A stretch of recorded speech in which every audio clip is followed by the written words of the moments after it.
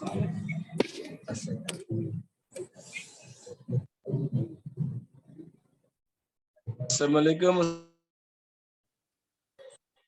Waalaikumsalam warahmatullahi wabarakatuh. Mulai saja, Bapak Ibu. Assalamualaikum warahmatullahi wabarakatuh. Bismillahirrahmanirrahim. Terima kasih. Pak Dokter, tidak ada suaranya, Pak Dokter, maaf. Ada. Sekarang ada nggak? Kecil banget. Kresek. Ada, cuman kecil. Kalau gini kedengaran, Pak? Nah, betul, kedengeran. Ada, Pak. Lebih jelas. Jangan pakai headset ternyata ya. Ya, headsetnya itu kurang bersahabat. Oke, Bapak Ibu, terima kasih atas kesempatan untuk bisa meluangkan waktu di kegiatan kita hari ini. Saya ingin menyambung apa yang sudah Pak Supyadi hari Minggu lalu menyampaikan tentang istilah efektif, ya. Efektivitas. Saya ingin mengambil tema yang sedikit sama prinsipnya karena nanti diterapkan dalam dunia pendidikan atau di lembaga pendidikan. Pertama, tema yang akan dibahas lebih ke strategi dan arah pengembangan sekolah unggul. Oke. Kita masuk di taraf yang pertama, Pak. Ada pertanyaan, apakah sekolah unggul itu sama dengan sekolah efektif? Gitu. Ini biasanya menjadi pertanyaan bagi mereka yang berkaitan dengan keunggulan-keunggulan. Jadi gini, beberapa lembaga ingin agar lembaganya itu menjadi unggul dibanding yang lain. Tetapi dalam konteks bahasa Inggris ya, di barat sana, unggul itu maknanya ada excellence, ya, kemudian juga ada efektif. Nah, untuk di lembaga pendidikan, sebetulnya prinsipnya adalah efektif. Oke. Yang harus diketahui oleh kita, apa itu sekolah efektif, Pak? Atau madrasah efektif, ya? Yang pertama, penjelasan dari Cheng, yaitu school effectiveness as the capability of the school to maximize the school functions. Jadi, kapabilitas atau kemampuan dari sekolah untuk memaksimalkan fungsi-fungsi sekolah, Pak. Atau degree atau tingkatan to which the school can perform school functions. Atau tingkatan yang sekolah itu dapat fungsi-fungsi sekolahnya dapat perform atau dapat berfungsi, sebetulnya sama saja. When given a fixed amount of school inputs, dari sebagian besar input-input sekolah yang sudah fix, Pak, yang sudah ada di sana. Ada kepala sekolah, ada guru, ada siswa, ada orang tua siswa, ada bangunan, ada kurikulum, itu kan yang sudah fix sebagai bagian dari input. Jadi prinsipnya adalah memaksimalkan fungsi-fungsinya, Pak. Jadi ibarat handphone, jangan-jangan sebetulnya selama ini bukan handphonenya yang salah, Pak, tapi kitanya aja yang kurang cerdas memanfaatkan handphone. Jadi cuma bisa nelpon, nge-WA, nge-SMS, udah. Tapi yang lainnya ternyata banyak sekali. Ya. Nah, sebagai bentuk best practice, belajar dari pengalaman mereka yang sudah melakukan penelitian tentang school effectiveness ini, atau sekolah efektif, bahwa ada karakteristik, Pak, dari sekolah efektif itu. Sebetulnya ini bisa diterapkan juga di lembaga-lembaga lain seperti pesantren, lembaga pendidikan juga, atau sekolah, ataupun juga perguruan tinggi, karena prinsipnya sama juga, Pak. Bahwa di dalam karakteristik dari sekolah efektif itu adalah ada professional leadership. Jadi leadership itu nomor satu ternyata, Pak. Makanya hati-hati Bapak Ibu yang menjadi yang menjadi apa sih? Sebentar, saya ada telepon dulu nih. Aduh, ampun. Bentar. Ya, lanjut, Pak. Silakan. Ada saya? Yuk. Salam. Kerkuliah heula Sok ae tuh. Kumaha? Anu eta teh ya, nya kek saya digarap. Halo? Halo? Nah, lah, negara. Ukur rusak itu 24. Ya, ya, oke. Kayak ngobrolnya, kayak di teleponnya. Oke. Yang kedua, shape vision and goals. Maksudnya, setelah memiliki kepemimpinan yang profesional, jangan lupa yang namanya visi dan tujuan itu dibagikan, Pak. Di apa? Orang lain harus tahu gitu. Sebetulnya lembaga ini mau dibawa kemana, apa yang harus dilakukan untuk mencapai itu. Jadi jangan sampai visinya visi kepala sekolah, tapi kepala sekolahnya atau pimpinannya tidak mau menyampaikan visinya, tidak menyampaikan tujuannya. Kemudian ada learning environment, bahwa lingkungannya itu memang harus betul-betul lingkungan belajar. Berarti segala sesuatunya harus dimaksimalkan untuk belajar. Contoh, ada ruang-ruang, tidak ada ruang kosong yang tidak dimanfaatkan. Bapak Ibu pasti mengetahui seperti ada lorong-lorong yang dipakai untuk tempat peningkatan literasi membaca dengan menyiapkan buku-buku di lorong. Itu kan salah satu bentuk usaha, Pak. Atau ada tanah-tanah kosong juga dipakai untuk mereka beraktivitas seperti menanam tanaman ataupun juga warung apa dapur lingkungan hidup, dapur kesehatan, itu bisa dipakai. Jadi aktivitas apapun itu hakikatnya adalah mereka harus menjadi bagian dari proses belajar. Karena belajar itu tidak dibatasi oleh 4 dinding kiri kanan atas bawah hanya untuk bisa belajar. Kemudian concentration on learning and teaching. Nah ini Pak, konsentrasi pada pembelajaran dan pengajaran. Saya sering mengatakan berkali-kali, mutu pendidikan itu tidak akan bisa dikatakan bermutu jika tidak berbicara tentang mutu pembelajaran. Jadi siapa yang ada dalam mutu pembelajaran itu? Ya guru. Jadi guru itu menjadi bagian penting dari sebuah proses menghasilkan sekolah yang efektif atau sekolah yang unggul. Kemudian high expectation, memiliki ekspektasi yang tinggi. Apa ekspektasi itu? Ada harapan yang tinggi, Pak. Jadi kalau Anda punya anak buah, sebut saja ada guru ataupun siapapun, dia ada di lembaga Anda sendiri, kemudian dia sendiri tidak punya hope, tidak punya harapan. Berarti kurang bisa memunculkan motivasi untuk dia mau berkreasi pada prinsipnya. Ya.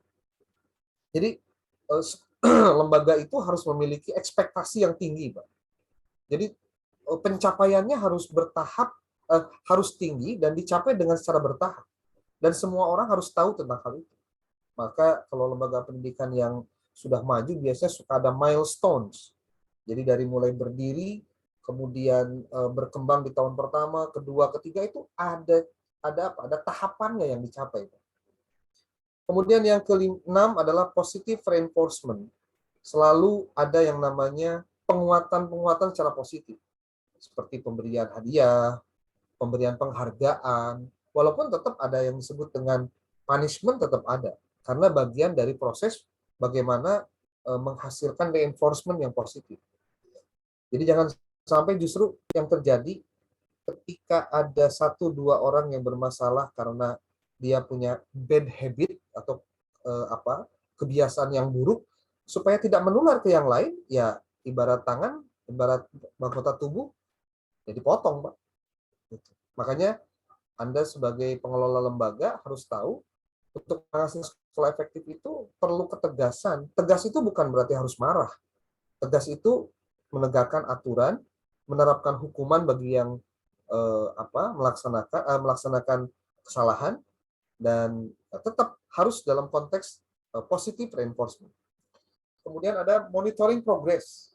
Ini berarti ada yang disebut dengan perkembangan dalam hal monitoring. Maksudnya apa, Pak? Di sini ada supervisi, Pak. Pengawasan. Jadi kepala sekolah atau lembaga itu harus ada pengawasannya. Baik pengawasan kepada pimpinan lembaga, seperti hanya kepada kepala sekolah, termasuk juga yang namanya supervisi atau pengawasan juga kepada guru, siswa, ataupun juga yang lain. Ini kalau tidak ada pengawasan, repot, Pak. Saya ingin menyampaikan pada Anda, salah satu kelemahan dari lembaga pendidikan kita adalah masih lemahnya pimpinan lembaga, sebut saja kepala sekolah, dalam hal melakukan supervisi, dalam hal melakukan pengawasan. Karena apa? Karena sibuk dengan urusan, ya maaf kalau bahasa kita hari ini, urusan bukan pembelajaran. Jadi kepala sekolah lebih menyerahkan kepada guru, urusan ngajar mah gimana guru aja deh, sudah hakim terserah. Nah itu yang terjadi banyak. Tapi tidak diawasi. Ini guru kemampuannya meningkat atau tidak, yang dilakukannya sudah benar atau tidak, dia baca kurikulum atau tidak, dia menggunakan media dengan tepat atau tidak, dia melakukan evaluasi secara berkala atau tidak, bagaimana pencapaian setiap kompetensi dasar, setiap kali pertemuannya dilaksanakan atau tidak. Pak, kalau gitu tugas kepala lo banyak, emang lo mengatakan dia di atas, Pak. Jadi tugas kepala itu bukan hanya tanda tangan dan sambutan, awas hati-hati, Pak. Ya. Kalau untuk menghasilkan kepala sekolah yang hanya bisa tanda tangan dan sambutan mah, ya nggak usah punya kompetensi, Pak. Cukup makan yang banyak gitu ya, atau yang cukup makan yang bergizi, ngomong yang benar gitu ya, latihan orator aja, terus tangannya jangan sampai kaku, udah selesai. Tapi apakah sampai sejauh itu? Pasti tidak, Pak. Kemudian ada pupil rights and responsibility. Maksudnya apa? Mengedepankan hak-hak siswa dan ada tanggung jawab kepada mereka. Ini Barat saja dengan melakukan research tentang school effectiveness, ini menghargai siswa. Haknya, Pak. Hak siswa apa sih? Mendapatkan pengajaran, mendapatkan pendidikan. Jadi kepala madrasah atau kepala sekolah atau pimpinan lembaga harus aware, harus peduli ketika ada guru yang tidak masuk atau jarang masuk atau kedul, Pak, malas masuk, ada itu, Pak. Ada guru yang tidak punya tanggung jawab, dia ngasih tugas saja kepada siswa, ini kerjain, ini kerjain, tapi tidak ada tanggung jawabnya. Sehingga bahasa gampangnya begini, Pak, siswa itu ketika dia bayar SPP, dia sebetulnya lagi membayar hak dia untuk kita tunaikan kewajiban kita. Itu. Kemudian yang ke-9 ada purposeful teaching. Pembelajarannya itu bertujuan, Pak. Maksudnya bertujuan apa? Pencapaian terhadap visi misi yang di atas ini nih, yang di sini, ini harus dijadikan bagian dari proses pencapaian di dalam pembelajaran.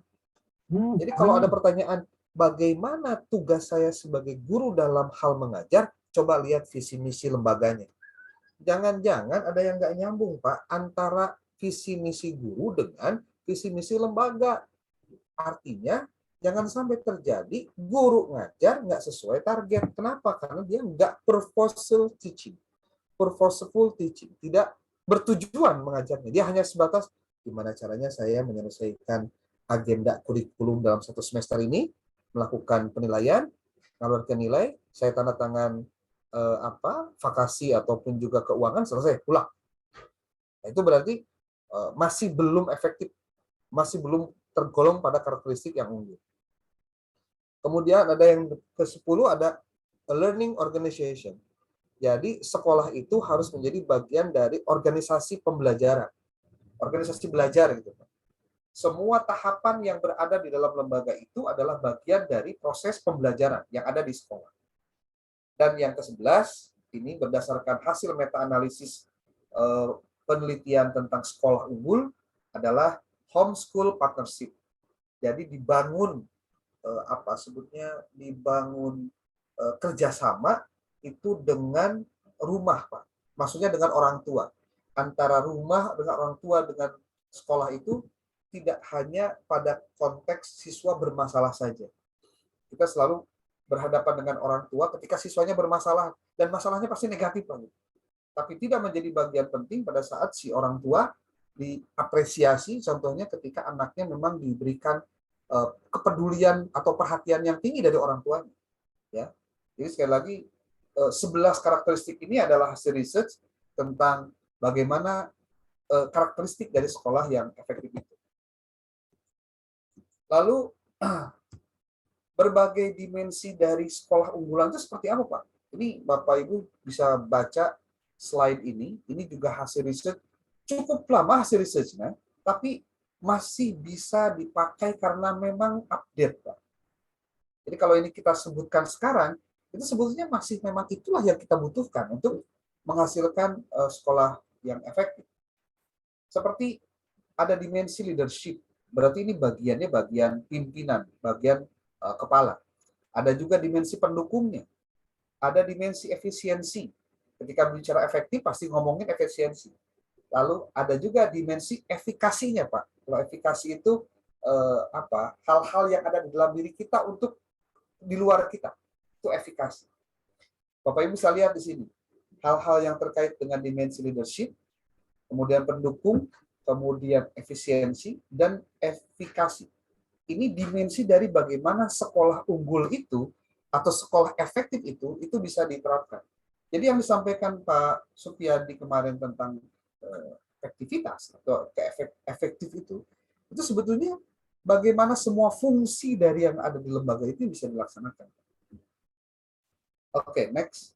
Kemudian, nah, Anda bisa lihat di sini bagaimana hubungan antara gaya manajemen, lingkungan organisasi, dan sekolah unggul ini bisa saling berhubungan atau saling keterkaitan. Anda bisa lihat di sini ada ketidakpuasan, unsatisfactory. Di sini ada satisfactory, keunggulan, kepuasan. Ternyata ada hubungan antara tingkat partisipasi dari lembaga ketika bicara tentang kepuasan. Makin efektif sekolah menunjukkan adanya tingkat partisipasi yang tinggi dengan kepuasannya. Sehingga sebenarnya tingkat partisipasi dan ketidakpuasan itu ketika bergerak ke arah yang positif, ini bertemu Pak Heni. Makanya makin Anda bertemu dengan orang tua yang memahami tentang bagaimana harusnya dilaksanakan, itu harus dikuatkan. Sebentar lagi kuliah dulu ya. Kemudian, Bapak Ibu, ini hubungan gaya manajemen Pak, ya dengan lingkungan organisasi dan efektivitas sekolah. Jadi sebenarnya menghasilkan sekolah unggul itu banyak variabelnya, Pak. Dan kalau kita mau bicara tentang, Pak, kira-kira saya bisa nggak melakukan penelitian untuk tesis saya dari komponen-komponen variabel-variabel ini? Sangat bisa, Pak. Tapi tentunya penelitiannya nanti bersifat kuantitatif, ya. Jadi ada teorinya, ada definisi konseptual, ada definisi operasional, nanti diturunkan dari variabel ke sub variabel atau dimensi, dari situ lalu ke indikator. Ya. Oke, next Bapak Ibu, ada sebuah bagan tentang framework atau kerangka untuk memahami kualitas pendidikan. Bapak Ibu bisa lihat di sini, ini hubungan yang sebetulnya kalau kita baca, ini adalah variabel-variabel yang bisa kita teliti, Pak. Bahwa ada yang lemah di satu sisi dan ada yang kuat di satu sisi, itu sesuatu yang biasa. Tapi yang paling penting adalah jangan terjadi ketidakmampuan kita memahami variabel itu. Artinya gini, Pak. Kalau misal lembaga itu baru berdiri, kemudian dalam rentang 1 tahun dia sudah bisa kualitas-kualitasnya ada yang bertumbuh atau ada yang tergarap atau ada yang terlampaui, maka sebetulnya itu tidak akan berhenti sekaligus. Harus dilanjutkan untuk mencapai variabel-variabel yang lain tentunya, maksudnya begitu. Jangan sampai justru karena merasa sudah ada beberapa yang dicapai, lalu berhenti untuk tidak melakukan inovasi. Ini juga jadi persoalan berikutnya. Anda bisa lihat di sini bagaimana karakteristik dari seorang pembelajar. Bagaimana input yang bisa dilakukan ketika dilakukan proses pembelajaran. Dan hasilnya apa, Pak? Nah ini Bapak Ibu di pendidikan atau di pembelajaran abad 21, Anda bisa lihat di sini ada literasi, numerasi, dan life skills.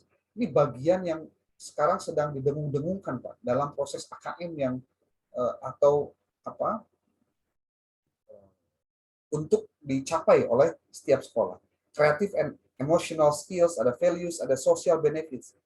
Bahkan kalau Anda membaca kurikulum prototipe yang sekarang sedang disampaikan oleh Kementerian Pendidikan dan Kebudayaan, hakikatnya itu adalah bagian-bagian ini, Pak.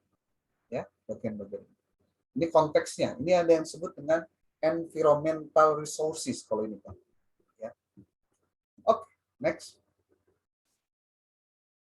Nah, kemudian bagaimana keefektifan peningkatan efektivitas itu untuk dikondisikan di sekolah, Pak? Di sini ada hasil kajian, ada 5 hasil kajian terkait dengan effectiveness enhancing conditions of schooling. Bapak Ibu bisa lihat di sini, Pak. Dari 5 kajian ini, semuanya menempatkan leadership itu di nomor 1, Pak. Ada strong leadership. Ini kondisi yang sekolah yang ingin meningkatkan keefektifannya mau gimana? Strong leadership. Ada lagi, Levin dan Lezote menyebutnya outstanding leadership. Kalau strong leadership, kepemimpinan yang kuat. Outstanding leadership, itu kepemimpinan yang luar biasa. Ada lagi educational leadership, kepemimpinan yang mengarah pada pendidikan. Kemudian ada Cotton, dia menyebut ada school management and organization, leadership and school improvement, leadership and planning. Ini ujung-ujungnya leadership, Pak. Kemudian ada lagi di sini Samon dan Hellman, dia menyebut pada istilahnya, dia menyebut kata-kata professional leadership. Jadi Bapak Ibu tidak salah kalau kemudian kita bicara hadis Rasul tentang kullukum ra'in wa kullukum mas'ulun an ra'iyati. Dalam pendidikan pun ternyata memiliki dampak yang besar. Makanya kalau saya ditanya, siapa yang paling bertanggung jawab terhadap lembaga pendidikan itu? Saya bilang ini kepalanya, Pak. Ah, bukan gurunya. Guru mah kepala. Gini, kalau misalkan kepala sekolahnya hebat, Pak, dia bisa milih guru yang lebih hebat lagi. Tapi kalau gurunya yang hebat, kepala sekolahnya yang, maaf ya, tidak profesional, ini bawa dampak buruk, Pak, buat guru, buat lembaga, buat siapapun. Jadi saya ingin kalau Anda suatu saat atau hari ini sudah menjadi pimpinan lembaga, betul-betul lah, karena memang tanggung jawab untuk menghasilkan sekolah efektif itu ada di tangan Anda itu. Ya. Jadi mohon maaf, kalau kemudian terjadi stagnasi atau ketidakmajuan dalam pengelolaan, itu orang pertama yang bertanggung jawab itu adalah kepalanya atau pimpinannya. Karena dari otak dia lah, dari kebiasaan dia lah, atau dari sebut saja passion, hasrat dia ketika menjadi pemimpin, itu tidak menghasilkan sesuatu yang berbeda dari tahun-tahun sebelumnya. Gitu. Dan masih banyak yang lain, Bapak Ibu bisa dilihat di sini. Tapi yang saya hanya ingin tekankan di yang pertama ini. Kemudian yang lain-lainnya bisa dibaca saja. Nanti saya filenya bisa, kalau Anda butuh, saya bisa kirim filenya. Oke, next. Nah, bagaimana perbandingan? Ya, bagaimana perbandingan antara model pembelajaran yang tradisional dengan konstruktivistis? Anda bisa lihat di sini, kalau di pembelajaran yang tradisional, instruction itu pembelajaran, Pak, itu menekankan pada basic skills atau kemampuan dasar. Sementara pembelajaran yang terinspirasi dari pemahaman konstruktivisme itu adalah bias towards higher order skills. Jadi selalu mengarah pada skill yang tingkatan lebih tinggi. Jadi bukan basic skills. Jadi bukan kemampuan dasar, Pak, tapi kemampuan tingkat tingginya. Jadi kalau bahasa gampangnya, untuk bisa menghasilkan siswa yang berkualitas, maka targetnya bukan target kemampuan dasar, tapi kemampuan di atas rata-rata. Ya. Nah, di tradisional, Pak, di tradisional menekankan pada orientasi pada mata pelajaran. Tetapi ketika bicara pada instruction inspired by constructivism, itu menekankan pada learning process atau pada proses pembelajaran, bukan pada mata pelajarannya. Kalau kita makan selalu ramainya, aduh mata pelajaran saya kok jadi nggak ada, atau mata pelajaran jumlah saya dikurangi, atau pelajaran agamanya sedikit. Iyalah, kalau ngomongin jadwalnya, kalau ngomongin mata pelajarannya, yang Anda harus tahu adalah bahwa ketika menekankannya pada pembelajaran itu di prosesnya, maka itu akan berbeda hasilnya. Kita tidak lagi ngomong mata pelajaran, makanya saya sering mengatakan begini, dalam mungkin apakah sudah atau tidak saya nggak tahu. Siapakah yang guru manakah yang paling bertanggung jawab untuk menghasilkan siswa yang soleh? Pasti jawabannya kalau nggak guru PKN ya guru PAI, Pak. Terus guru matematika, guru fikih, guru matematika, guru bahasa Indonesia, guru bahasa Inggris itu tidak punya tanggung jawab untuk menghasilkan anak yang soleh. Kan kita selalu membedakan karena dia bukan memegang mata pelajaran agama atau mata pelajaran etika, maka untuk menghasilkan anak soleh itu tidak lagi kewajiban guru matematika. Nah, ini jadi persoalan, Pak. Karena apa? Dia menekankan pada subject matter orientation, bukan pada emphasis of learning process. Menekankan pada proses pembelajaran. Seharusnya di pembelajaran itu, contoh begini, ketika guru matematika bicara tentang apa manfaat belajar matematika, justru salah satu komponen yang harus disampaikan adalah bahwa ketika Anda belajar matematika, Anda akan belajar untuk jujur. Dan jujur ini adalah cara Allah memberikan jalan Anda untuk ke surga. Loh, berarti belajar matematika itu bisa masuk surga ya, Pak? Yes. Coba pertanyaannya, apakah guru matematika yang Anda miliki mengajarkan itu? Justru yang kita dapati adalah bukan ongkoh tenaunnya. Dia belajar matematika, tapi tidak menjadi orang yang jujur ketika menghitung. Bahkan nggak bisa membagi. Mengkalikan bisa, menambah bisa, mengurangi bisa. Pada saat membagi dia nggak bisa, Pak. Nah, itu kan repot juga. Cara berpikirnya jadi salah. Ya, itu hanya ilustrasi sederhana saja dari mata pelajaran matematika. Mungkin mata pelajaran yang lain juga bisa. Bahasa Inggris, bahasa Indonesia, pendidikan jasmani, olahraga. Itu kalau ditekankan pada pencapaian visi misi lembaga itu akan menjadi luar biasa. Oke. Saya tidak akan bahas dulu yang ini karena ini saya pikir bisa Anda baca sendiri, Pak, penekanan-penekanan. Nah, the most important conditions for enhancing teaching effectiveness. Apa kondisi yang paling penting untuk meningkatkan efektivitas pembelajaran? Bapak Ibu bisa lihat di sini. Pertama adalah bagaimana merelevansikan antara curriculum alignment. Ini kurikulumnya ternyata Pak harus dijadikan bagian. Jadi kalau guru tidak paham tentang kurikulum, berarti dia tidak sedang dalam kerangka meningkatkan pembelajarannya. Maka saya sarankan kalau Anda jadi kepala sekolah, pertama kali yang harus diberikan pemahaman kepada guru adalah baca kurikulumnya. Bukan pegang dan baca buku pelajarannya. Ini masalahnya, Pak. Kalau hanya dipegang buku pelajarannya, dia hanya akan menyampaikan apa yang ada dalam buku pelajaran itu. Tapi kalau yang disampaikan adalah Anda pahami kurikulumnya, lihat kompetensi dasarnya. Adapun buku paket atau buku bahan ajar itu adalah membantu atau menambahkan hal-hal yang kira-kira dirasa penting. Kalau kemudian Anda lihat bukunya nggak begitu bagus, nggak sesuai atau belum begitu efektif untuk pencapaian tujuan sekolah saya, berarti ya ganti, Pak. Gurunya harus bikin maksudnya. Gitu. Kemudian dilihat dari sisi struktur, bahwa pembelajarannya terstruktur, ada engagement, simulating engagement, artinya ada sebuah kesepakatan yang terstimulasi. Kalau Anda ngajar benar, nanti ada konsekuensi ini, ya kayak gitulah. Kemudian the monitoring and questioning.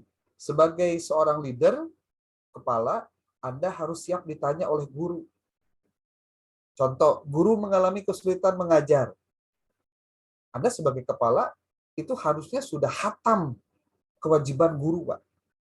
Jangan sampai pada saat Anda ditanya oleh guru pada saat Anda memonitoring, maka jawaban Anda, coba taruh ke wakil kurikulum. Nah, kan dia lebih paham. Nah, berarti dia ada apa, Pak?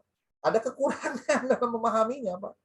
Memang kepala sekolah itu tidak harus paham semuanya, tapi untuk konsep dasarnya dia harus tahu, Pak. Gitu.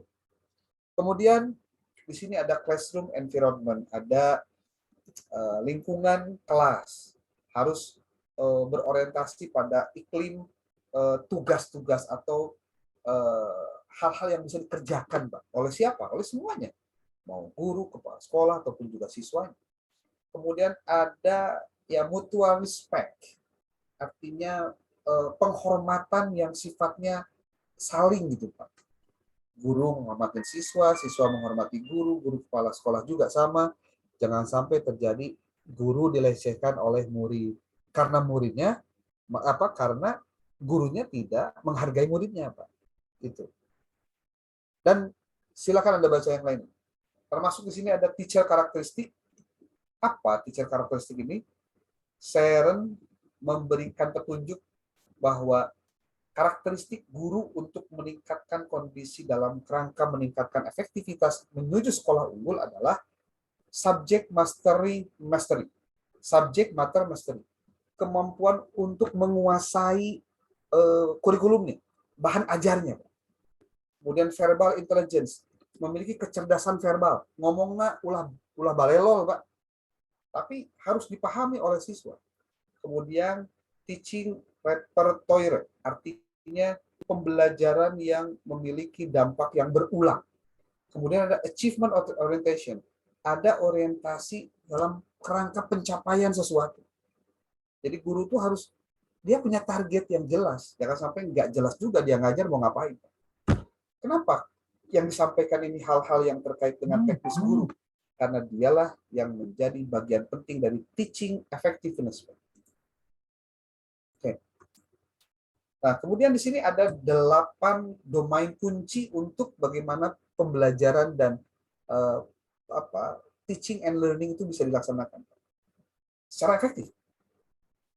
Di sini ada Pak yang pertama school leadership, internal organization and culture.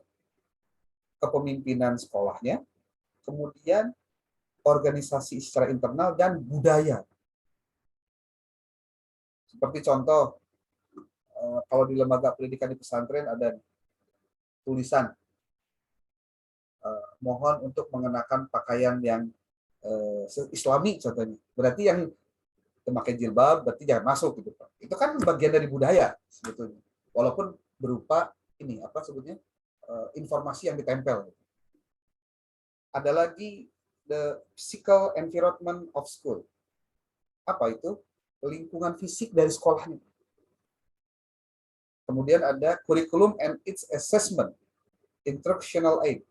Jadi kurikulum dan penilaiannya, termasuk bagaimana tujuan pembelajaran. Kemudian ada accountability mechanism and process including school governance. Tata kelola lembaga sekolahnya itu harus menunjukkan pada proses dan mekanisme yang akuntabel. Akuntabel itu dapat dipertanggungjawabkan. Kemudian ada teacher and supply training and professional development support. Jadi yang namanya guru itu Pak harus disuplai, disiapkan, lalu di-training, dilatih, lalu lakukan dukungan untuk pengembangan profesional dia. Kalau kemudian gurunya, kenapa dia tidak bisa ngajar dengan benar? Jangan-jangan karena background-nya bukan guru. Oh enggak, dia background-nya guru. Oke, apakah dia punya masalah dengan cara belajarnya? Terus dicek, Pak. Dan pastikan bahwa guru tempat Anda di lingkungan Anda itu memiliki keinginan untuk merubah cara dia dari yang biasa menjadi luar biasa. Kemudian ada the well-being, attendance, and motivation of all pupils. Kalau ini sudah bicara siswa, Pak. Bahwa keberadaan mereka dan motivasi dari siswa itu juga menjadi penting. Bahasanya, sederhananya gini, gurunya ngajarnya bagus, tapi siswanya nggak mau belajar, ngapain? Ini jadi persoalan. Berarti Anda perlu menyiapkan wahana yang memungkinkan siswa itu bisa mengembangkan dirinya.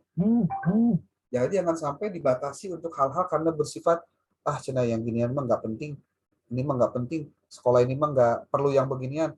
Padahal boleh jadi Pak, yang namanya siswa justru membutuhkan itu. Kemudian yang ke-7 ada links and partnerships with parents and the community. Selalu menjalin hubungan kerjasama dengan orang tua dan komunitas-komunitas. Banyak Pak komunitas itu. Seperti guru BK itu harus tahu Pak, yang namanya komunitas geng motor yang di mana contohnya gitu. Karena jangan sampai anak kita ada yang terlibat di sana. tahu komunitas yang begituan, atau komunitas siswa yang sering trek-trekan atau nongkrong di jalan tiap malam minggu. Untuk lembaga pendidikan yang bukan boarding, yang tiap hari dia pulang ke rumah, ada persoalan-persoalan teknis yang terkait itu di lapangan. Kemudian terakhir adalah quality assurance and support system. Nah, kalau ini sudah bicaranya ideal, Pak. Sistem yang mendukung terhadap jaminan mutu dari lembaga itu. Berarti di sini harus disiapkan apa, Pak? Lembaga khusus yang memang melakukan penjaminan mutu. Kalau di perguruan tinggi harusnya ada tuh yang namanya penjamin mutu pendidikan.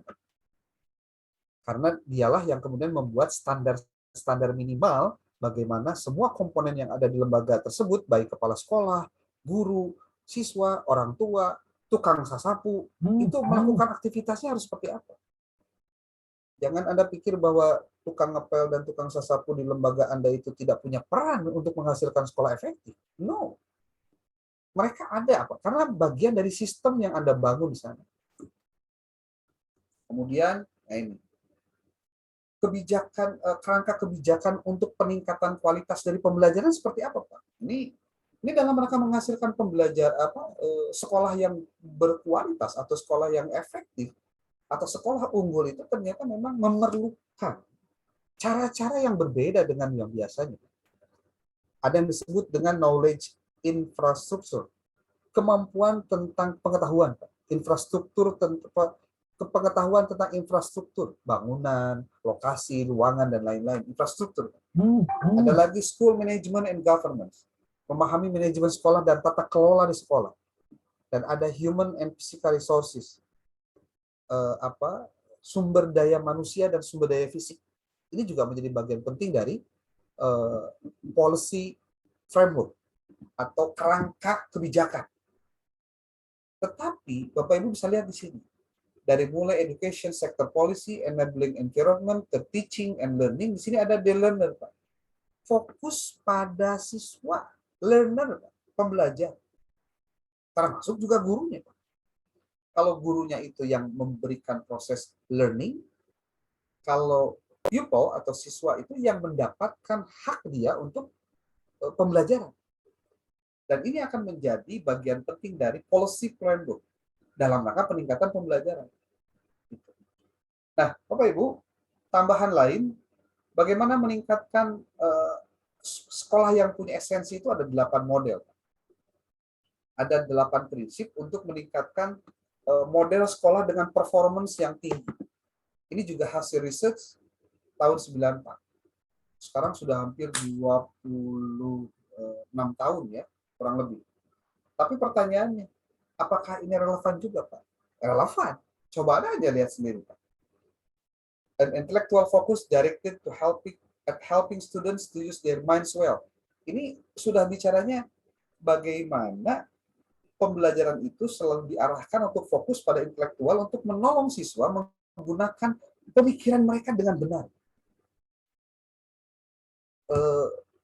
Guru PKN pernah nggak ngajarkan tentang kalau Anda ingin membuat negara ini hebat, maka kamu harus jadi pemimpin yang hebat. Ke siswanya. Kalau nanti kamu jadi anggota dewan, jadi bupati, jadi wali kota, kamu harus bisa mengubah masyarakat itu jadi sejahtera. Dari awal sudah diberikan pemahaman-pemahaman itu. Jangan sampai cuma diajarkan, mana yang ke lamun hirupnya, kurusing bener ngaji, kayak jadi guru ngaji sih gak bapak, gitu. Lah, cuma harus bener, Pak. Nah, makanya saya ingin berikan sebuah ilustrasi gini, Pak. Ini mungkin pemikiran saya yang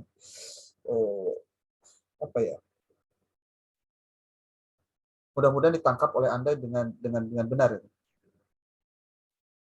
Jadi lembaga pendidikan kita itu perlu menaikkan grade kepada siapa pasar Anda harusnya dibuka. Selama ini pasar kita itu, Pak, orang-orang yatim dan duafa atau ada di level menengah ke bawah. Lembaga-lembaga Islam itu jarang sekali membuka akses untuk anak gubernur, anak bupati, anak wali kota, anak presiden malah contoh. Kenapa? Karena kita tidak menerapkan high class. Padahal Kalau Anda bisa menghasilkan lembaga untuk anak-anak pejabat tadi contohnya, maka dia sudah punya modal sosial, ibarat kalau start, dia bukan start dari nol, Pak. Tapi startnya mungkin sudah 20. Jadi kalau misalkan dia lulus dari lembaga pendidikan kita, dia kuliah, 2 tahun dia kemudian bisa jadi anggota dewan, 2 tahun berikutnya dia bisa jadi bupati contohnya, itu karena memang mereka punya modal sosial dari orang tuanya. Berarti nggak mungkin lah masukin ke lembaga pendidikan yang ecek-ecek, Pak. Makanya cobalah berpikir untuk lebih hebat. Dalam rangka apa, Pak? Mempercepat proses perubahan.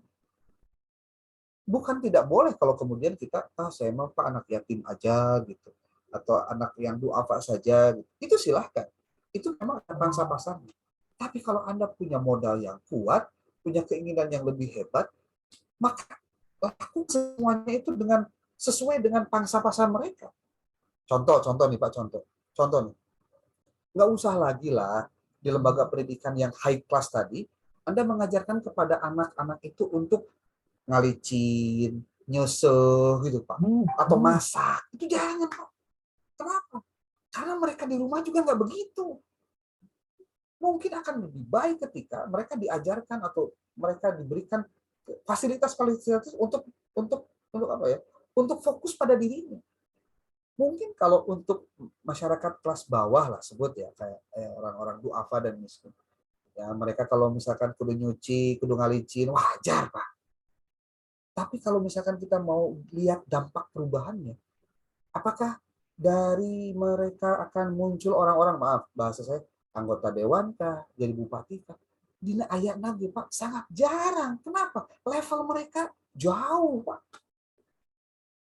Jadi kalau lembaga kita tidak tidak unggul dari kapasitasnya, memungkinkan orang-orang yang punya peluang untuk bisa perubahan itu terjadi, itu masuk ke lembaga lain.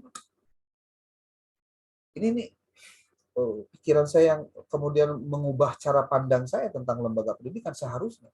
Jadi kita perlu ada lembaga yang memang high class, Pak. High class itu dalam rangka apa?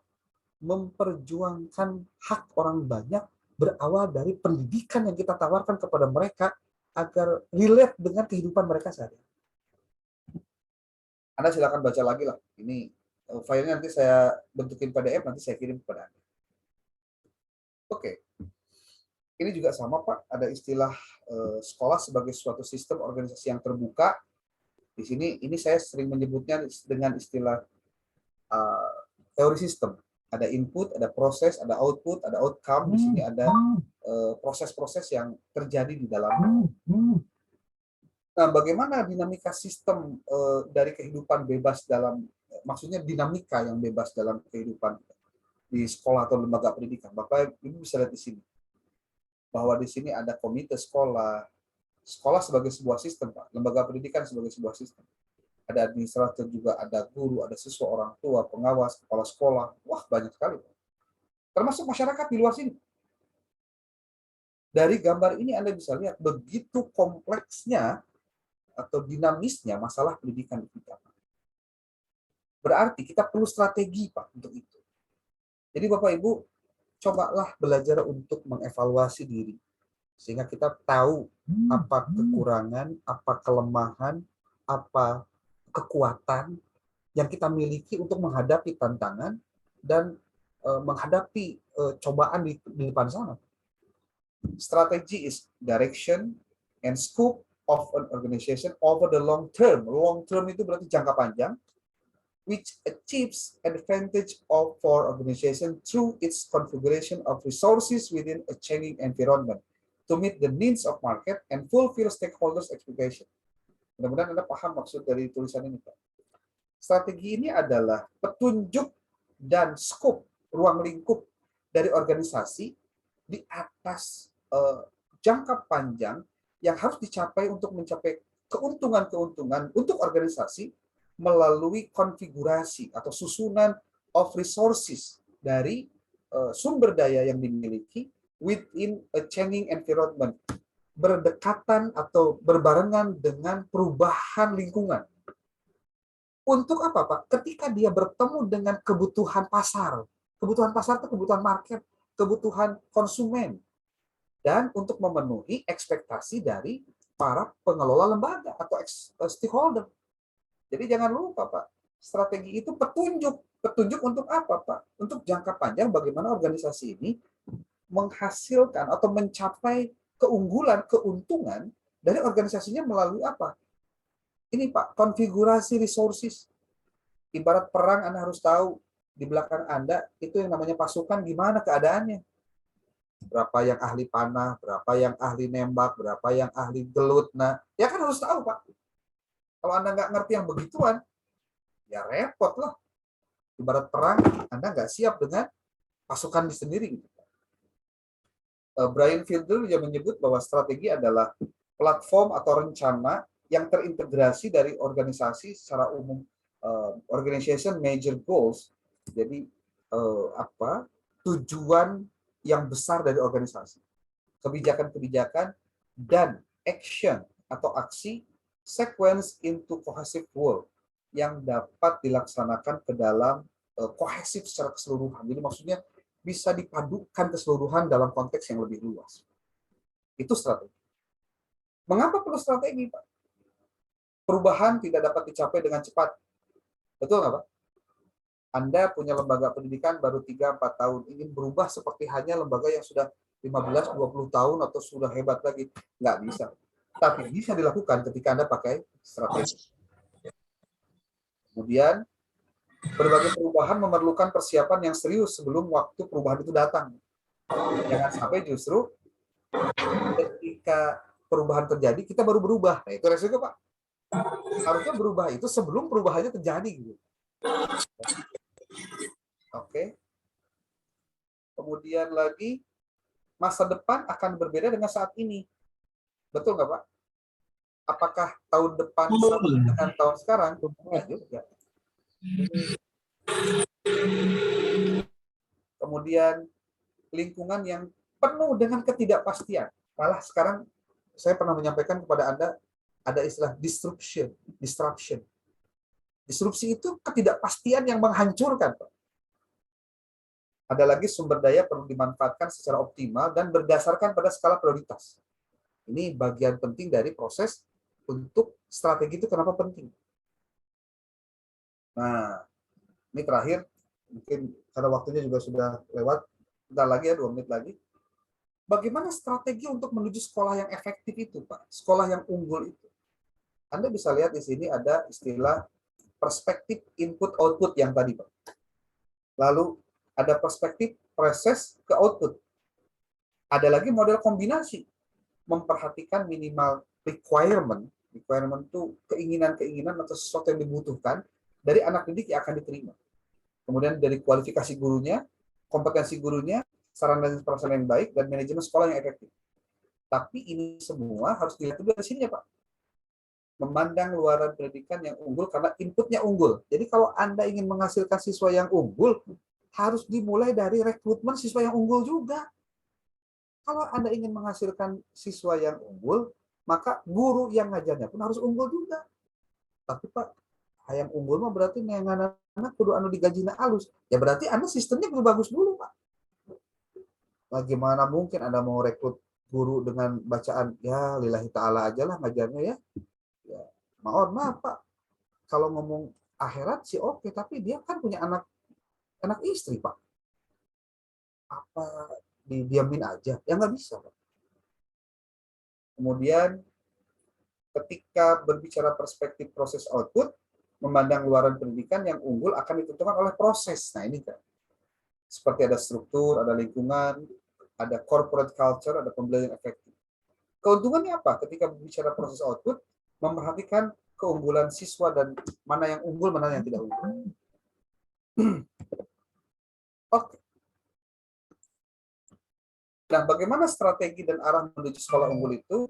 Kita lihat bagaimana kondisi sekolah kita hari ini, bagaimana sosok sekolah unggul yang harusnya diharapkan, dan bagaimana kebijakannya. Nah, ini yang paling penting, Pak. Kebijakan dari seorang leader ketika ada di lembaga pendidikan harus selalu menuju pada strategi dan arah menuju sekolah unggul. Minimal Anda harus punya target ya. Tapi targetnya terukur. Contoh, pengen punya Infokus 5 dalam waktu 5 tahun. Ya, setahun satu, atau kan itu, Pak. Terukur. Guru ada yang disertifikasi, berarti tiap tahun minimal 2. Cok ukur, bisa nggak kira-kira? Cek kayak gitu, Pak. Ya. Nah, kalau Departemen Pendidikan dan Kebudayaan, kalau dulu namanya dulu ya, ini ada yang disebut dengan mutu dan relevansi pendidikan. Ini sepertinya memang kalau untuk ini saya pikir memang harus ada revisi, Pak, karena ada beberapa hal yang memang sudah berubah ya untuk ini. Nah, terakhir juga bagaimana sekolah unggul itu mampu menciptakan apa sih? Kalau misalkan Anda dari lembaga pendidikan pengen sekolahnya efektif, Pak, keefektifan dari lembaga yang Anda miliki itu nanti akan berdampak apa? Pertama, sekolah yang mampu memberikan layanan optimal kepada seluruh anak dengan berbagai perbedaan bakat, minat, kebutuhan belajar. Sekolah mampu meningkatkan secara signifikan kapabilitas yang dimiliki anak didik menjadi aktualisasi diri yang memberikan kebanggaan. Hebatnya, Pak, sekolah itu kalau siswanya hebat. Bapak Ibu Kepala yang hari ini jadi pimpinan di lembaga pendidikan, kalau Anda ingin terangkat namanya, Anda nggak usah banyak babacaan. Anda hebatkan saja siswa Anda. Nanti Anda saja akan terangkat, Pak. Siswa Anda ikutan lomba apa? Juara sekian. Itu pasti dengan saya kepalanya. Nah, Pak, goreng-goreng eta kalau berarti kan disupport gitu, Pak. Tapi kalau misalkan sekolahnya, cek kepala sekolah itu, Pak, ini pada lomba ini, tong lomba-lomba lah, naikin duit, kamar eleh, kamar eleh. Jadi bicaranya kalah dan menang, bukan, Pak. Ibaratnya tanding, belajar dulu bertanding, Pak. Oke, sekolah yang mampu membangun karakter kepribadian yang kuat, kokoh, dan mantap dalam diri siswa. Kemudian jadi sekolah unggul itu mampu menciptakan apa, Pak? Dia akan mampu memberdayakan sumber daya yang ada secara optimal dan efektif. Sekolah yang mampu mengembangkan networking, jaringan yang luas kepada stakeholder. Sekolah yang mampu mewujudkan sekolah sebagai organisasi pembelajar. Dan terakhir, sekolah unggul itu, sekolah efektif itu, responsif terhadap perubahan. Dan kita harus berubah sebelum perubahannya terjadi. Kalau perubahannya telah terjadi, kita baru berubah, berarti kita tidak responsif dengan perubahan. Oke, Bapak Ibu, saya pikir 1 jam ini saya maksimalkan untuk bisa berkaitan dengan materi yang tadi disampaikan. Sih hanya nambah saja, Pak. Jadi yang disampaikan Pak Supriyadi tentang efektivitas, itu saya coba breakdown untuk masuk ke bagaimana dalam tataran praktis di lembaga pendidikan Anda bisa lakukan. Mudah-mudahan hal-hal tadi bisa sedikit banyak menambah wawasan Anda. Kalau ingin Anda menyampaikan diskusi, pertanyaan, boleh. Siapkan saja nanti kita pertemuan di hari Minggu untuk kita bisa diskusikan tentang hal-hal ini. Ini sudah pukul 21:04. Mohon maaf, the time is up. Jadi terima kasih. Ya, Pak. Padahal ini seru banget sebenarnya, cuma karena memang waktu dan Bapak juga harus kuliah lain. Oke. Minta tolong di-share, Pak ya. Boleh, Pak. Saya share ya. Terima kasih Pak Dokter tambahannya. Alhamdulillah. Nanti Anda silakan komentar paparan ini. Nanti di hari Minggu saya minta masukan juga kira-kira apa yang menjadi tanggapan Anda. Mungkin saja kayak pengalaman saya begini, Pak, jadi begini. Nah, ini itu yang saya harapkan, Pak. Ya. Oke, Pak, terima kasih. Silakan untuk Masya Allah, luar biasa Pak Dokter. Nuhun Pak Dokter, Masya Allah. Oke, Pak. Kita Terima kasih banyak Pak Dokter. Silakan, Pak. kita live ya. Terima kasih. Assalamualaikum. Yang lain akan masuk di sini. Nih di sini gelap nih. Assalamualaikum Pak Dokter. Ya, Assalamualaikum. Makasih Pak. Assalamualaikum. salam. Oke. Waalaikumsalam warahmatullahi wabarakatuh. Penumpang baru mau masuk nih, bentar. Ya.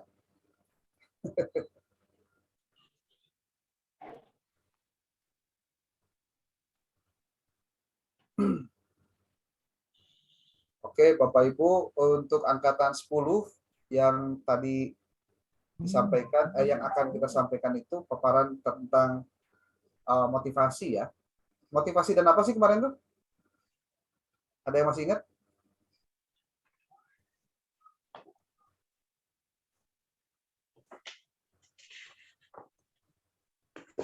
Halo?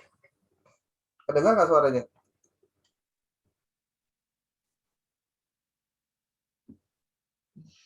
Halo? Terdengar, Pak.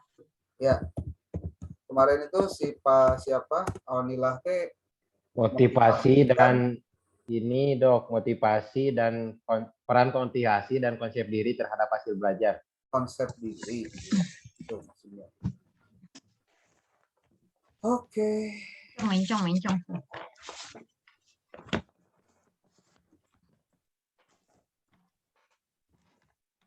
Tadi salah masuk. Kaget. Kenapa? Tadi salah masuk ya. Linknya sama.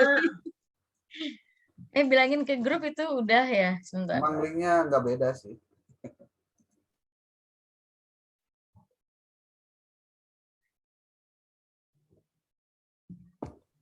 Yuk, silakan.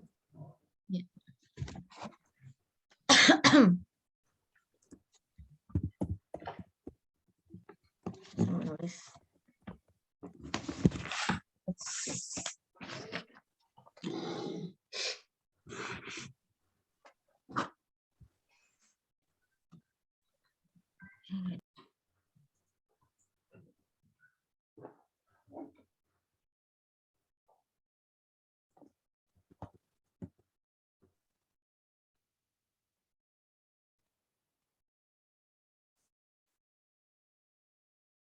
Dok, mau tanya yang resume itu sumber belajar daftar pusakanya kalau udah di ujung-ujung banget kan? Kalau udah semua selesai ya, Dok.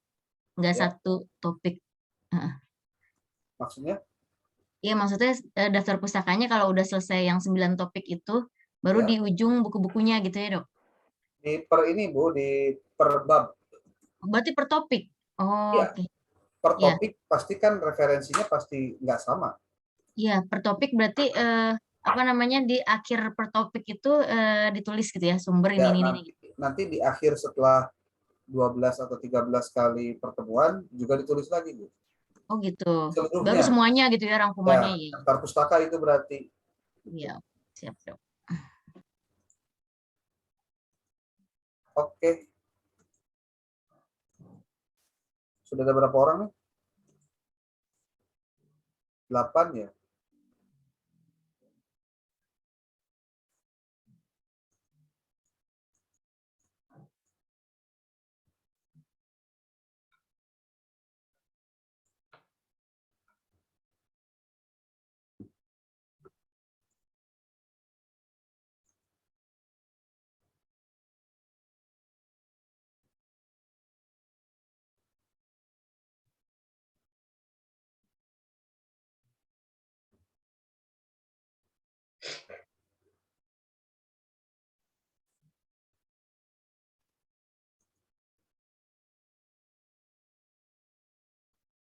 Sudah 1 menit lagi kita mulai ya.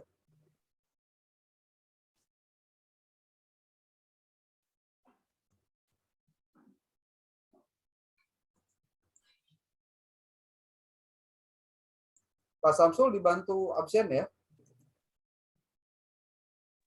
Siap dok. Ya.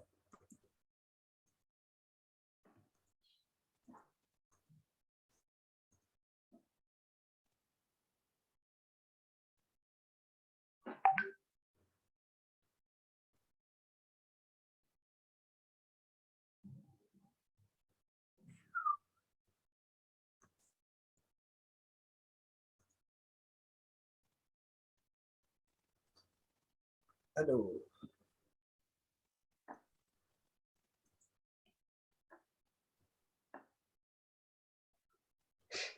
Oke. Sudah berapa nih? 11 ya. Udah pada tidur kali ya? Mau tahajud?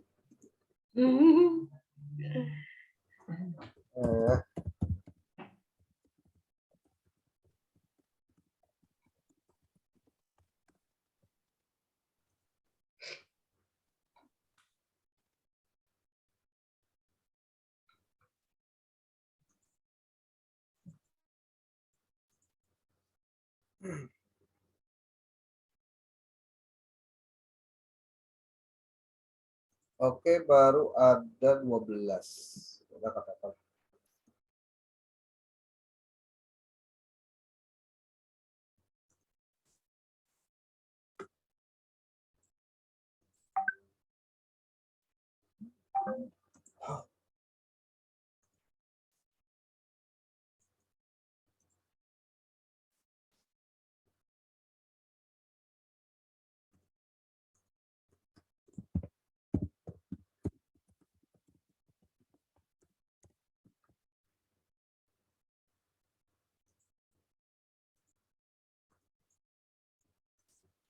Oke, Bapak Ibu, saya mulai. Assalamualaikum warahmatullahi wabarakatuh. Bismillahirrahmanirrahim. Waalaikumsalam warahmatullahi wabarakatuh. Waalaikumsalam warahmatullahi wabarakatuh. Pertama, terima kasih sudah sebutnya tuh meluangkan waktu untuk 1 jam ke depan kurang lebih sampai dengan pukul 22. Mungkin ini baru pertama kali ada yang dilaksanakan di atas jam 9. Tapi prinsipnya ini bukan untuk keseringan ya, karena jadwalnya memang sangat mepet. Khawatir kalau besok saya masih di perjalanan dan tidak bisa melakukan tugas seperti itu. Oke. Sudah ada 16 orang. Terima kasih.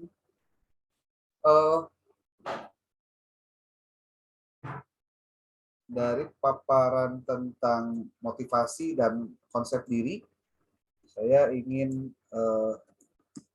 masuk dulu pada pembahasan motivasi juga.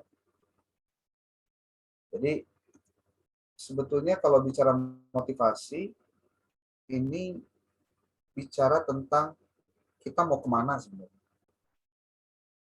Kita tuh mau jadi apa. Motivasi itu berbicara tentang, kalau di konsep diri kan, maka pemahamannya adalah sebetulnya bicara tentang diri sendiri. Jadi kalau Anda ingin tahu apa yang membuat Anda masih hidup hari ini, mungkin karena punya motivasi.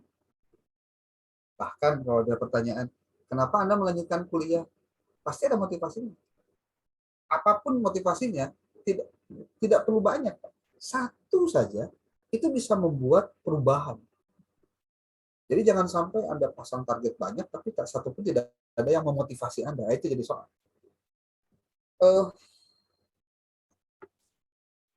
Bicara motivasi, ada yang disebut dengan perilaku motivasi, yang disebut dengan goal directed, bervariasi dari waktu ke waktu. Situasinya orangnya pasti beda-beda. Kalau dalam bahasa agama ada istilah yazid wa yanqus. Yanqus wa yazid. Bisa naik, bisa turun. Bisa semangat, bisa enggak. Bisa termotivasi, bisa menurun. Pola tersebut tertahan hingga individu berhasil mencapai tujuan yang diinginkan. Tapi resikonya, Pak, ketika orang itu berperilaku selesai dengan urusannya dan dia tidak melakukan lagi tahapan untuk mencapai yang lebih tinggi, maka yang terjadi dia berada pada zona nyaman. Dan zona nyaman inilah yang membuat orang itu jadi tidak termotivasi lagi sebetulnya. Saya mah udah punya rumah, udah punya anak, udah punya suami, punya istri, punya sawah, punya apa. Udah saya mah tenang aja lah, nggak usah kuliah lagi. Ya begitu. Ngapain juga saya harus capek-capek lagi. Jadi ketika tujuan tercapai, orang yang tidak punya motivasi lagi dianggap sudah selesai semua. Gitu. Nah, jenis motivasi itu banyak. Yang utama ya, kalau dalam diri kita sebagai manusia. Pasti kemarin juga sudah ada pembahasan ini kayaknya. Adalah lapar, seksual, dan bekerja. Ini 3 ini tidak akan pernah bisa hilang. Maksudnya, selalu ada. Makan sudah. Nunggu 5-6 jam, lapar lagi, Pak. Makan lagi, itu motivasinya nggak bakalan berhenti. Nah, maka pandangan tentang motivasi ini sangat beragam. Dia bisa menjadi sebuah energi, Pak. Energi untuk apa? Melakukan aktivitas tertentu. Mendrive orang. burung jantan kehilangan energi untuk mating ketika lewat musim kawin. Apa mating itu, Pak? Ada yang tahu? Maksud nama merenan. Ya, kalau bahasa ininya mah, kalau dia udah kelewat waktu kawin, dia nggak mau kawin gitu, Pak.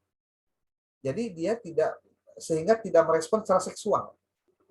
Jadi kehilangan momentum gitulah bahasanya, Pak. Nggak ada energi yang bisa mendrive dia untuk mau melakukan sesuatu. Ketika energi seksual mencapai titik tertinggi di musim kawin, burung jantan akan mampu menarik perhatian burung betina. Di situ terjadi akumulasi energi. Energi ini bisa menarik orang lain. Kemudian yang kedua, motivasi sebagai dorongan, drive. Ini dikemukakan oleh teorinya Hull, drive reduction theory, bahwa kondisi dorongan itu, driver itu, kondisi tidak menyenangkan yang mendorong individu untuk melakukan sekumpulan perilaku, hingga kondisi yang tidak menyenangkan tersebut dapat dihilangkan. Saya pernah ngobrol dengan kawan, Pak. Kawan yang sekarang sudah jadi guru besar ya, di UIN Bandung. Usia masih muda, Pak, di bawah 50 tahun. Waktu 3 tahun lalu chatting saya bareng dia bilang begini ke saya, ente harus punya dendam. Maksudnya, dendam terhadap orang yang sudah melecehkanmu, yang membuat orang tidak percaya kamu bisa melakukan dan mendapatkannya.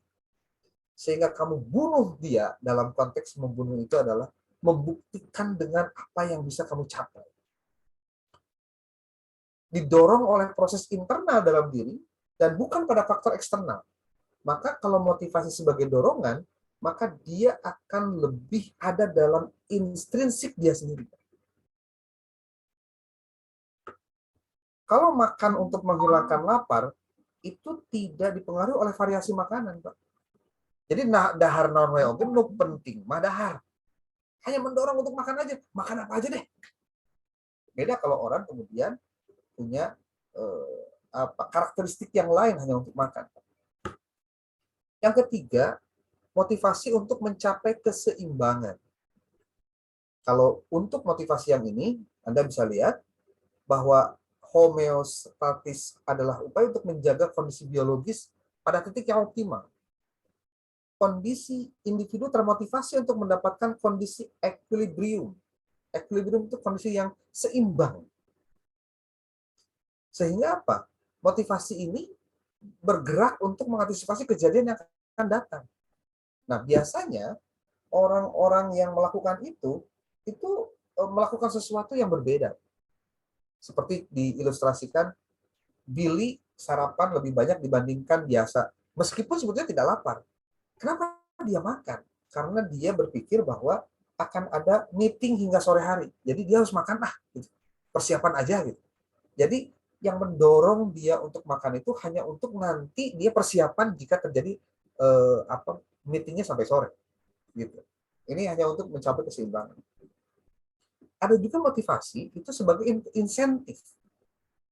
Nah, ini terkait dengan apa? Dengan motivasi eksternal. Motivasi eksternal itu mendorong lahirnya, munculnya sebuah perilaku. Ini diilustrasikannya begini. Makan dalam jumlah besar itu tidak hanya karena lapar. Untuk mencegah lapar juga. Tapi juga dipengaruhi oleh penampilan makanan tersebut. Kadang-kadang kita udah makan nih ceritanya. Tapi ngambil enak gitu kayaknya. Dia motivasi makannya beda, Pak. Bukan karena lapar. Ya persis lah kalau Anda datang ke kawinan, Pak, ke hajatan, kan tuh banyak tuh. Padahal udah nyuk sangu, Pak, saboboko atau saboboko sasiuk lah. Tapi ketika ada mie goreng, ada dimsum, ada pokoknya makanan-makanan, kan bikin Anda tuh, ini cantik banget nih makanannya, kayaknya enak deh. Jadi dorongannya karena dorongan dari eksternal. Maksudnya objek yang ada di luar diri kita. Ini mendorong lahirnya motivasi sebagai insentif. Nah, maka pembahasan minggu lalu ada juga penjelasan tentang intrinsik dan ekstrinsik. Motivasi intrinsik, motivasi yang mendorong individu melakukan sesuatu tindakan untuk kepuasan internalnya. Ekstrinsik sebaliknya, Pak, motivasi yang dipengaruhi oleh faktor eksternal. Baik itu karena ada hukuman, adanya hadiah, itu Anda ketika memberikan punishment ataupun juga reinforcement, itu hakikatnya sedang memberikan motivasi secara eksternal. Nah, keduanya itu dapat berjalan beriringan, seperti hanya seorang pelukis dapat membuat lukisan sebagai bentuk kreativitas, tapi dia juga dapat menjualnya dan menjadi keuntungan secara pribadi untuk dirinya. Nah, kadang-kadang ketika bicara kepuasan atau satisfaction, ada istilah proses penundaan kepuasan. Kenapa penundaan kepuasan ini dilakukan, Pak? Karena dia memiliki keinginan untuk mendapatkan kepuasan yang lebih besar, lebih banyak, lebih hebat lagi di masa yang akan datang. Kalau bahasa saya, berani menunda kesenangan sesaat. Gitu. Belajar keras untuk ujian besok sehingga memperoleh nilai bagus, padahal ada film favorit Pak di TV. Ini berarti kita menunda kesenangan nonton TV karena kita ingin mendapatkan kepuasan, dapat nilai yang lebih bagus. Jadi sebenarnya ketika kita tidak bisa memilah dan memilih mana yang seharusnya diprioritaskan dan mana kepuasan yang ingin didapatkan, maka orang itu akan berpikir yang lain. Maksud saya begini, Pak. Kalau orang berpikirnya masih ukuran perut atau bawah perut, maka kepuasannya adalah orientasi. Hanya itu saja. Tetapi ketika orientasi kepuasannya adalah pada value, pada nilai, maka kepuasannya itu sifatnya abstrak, tapi memiliki nilai yang tinggi, Pak. Ada dignity di situ, ada kehormatan di situ, ada martabat di situ. Ini terkait dengan konsep diri juga nanti pada akhirnya. Makanya konsep diri ini menjadi penting karena dia harus merumuskan dirinya sendiri itu harus punya konsep. Kalau nggak punya konsep, bingung. Nanti kita akan jelaskan pada sesi berikutnya. Nah, ada yang disebut dengan hunger motivation. Motivasi makan, Pak. Rasa lapar itu muncul karena sel-sel tubuh kita menerima glukosa dalam jumlah yang rendah. Glukosa itu gula di dalam darah yang menjadi sumber energi bagi seluruh bagian tubuh. Makanya tidak bisa ditolak tuh. Makanya kalau misal ada saya mah lagi diet contohnya. Diet itu sebetulnya apa sih?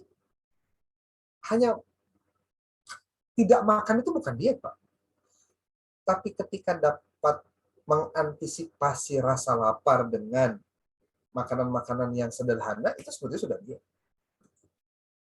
Hunger motivation itu bisa long-term regulation atau bisa juga yang lain. Maksudnya gini, Pak. Seperti, ini motivasi, Pak. Terkait makanan. Maaf. Salah satu bentuk kegagalan kita untuk bisa menjaga kesehatan karena persoalan makanan, Pak. Karena di situ ada motivasi yang muncul. Ya. Termasuk ini, Pak, ada overweight. Apa overweight? Kelebihan berat badan, Pak. Karena metabolisme tubuh sangat rendah. Nah, ini tergantung dari jenis makanan juga yang dikonsumsi. Nah, ini kalau bicara secara umum tentang itu. Saya ingin masuk ke, nah ini kalau untuk ini kayaknya nggak perlu dibahas lah. Anda silahkan baca sendiri nanti. Nah, Bapak Ibu, sebelum saya lanjut, ketika berbicara tentang konsep diri dan hubungannya dengan self motivation, self concept dan motivation, maka yang perlu kita jelaskan lagi adalah bagaimana mengkonfirmasi atau menghubungkan antara konsep diri dengan motivasi itu sendiri.